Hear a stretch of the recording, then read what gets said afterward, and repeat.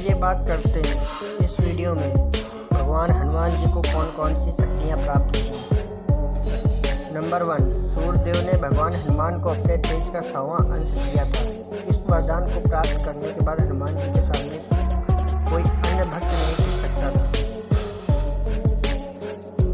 धर्मराज जब ने भी भगवान हनुमान को एक वरदान दिया जिसमें कहा गया था कि हनुमान जी को कभी भी यम का शिकार नहीं होना पड़ेगा। कुबेर द्वारा भगवान हनुमान को कभी भी किसी युद्ध में परास्त नहीं किया जा सकता है। उन्होंने हनुमान को ऐसा वरदान दिया था। कुबेर जी ने हनुमान जी को गदा दिया था। भगवान शंकर ने अपने 100 साल को किसी भी अस्त्र से न मरने का वरदान दिया था।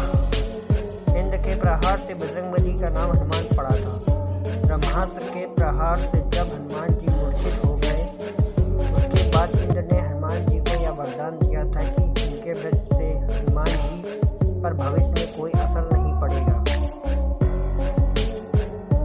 देवशिल्पी भगवान विश्वकर्मा ने भी हनुमान जी को वरदान दिया था कि उनके द्वारा बनाए जितने भी शस्त्र हैं उन पर उनका कोई असर नहीं होगा। हनुमान जी को ब्रह्मा जी ने दीर्घायु होने का वरदान दिया था।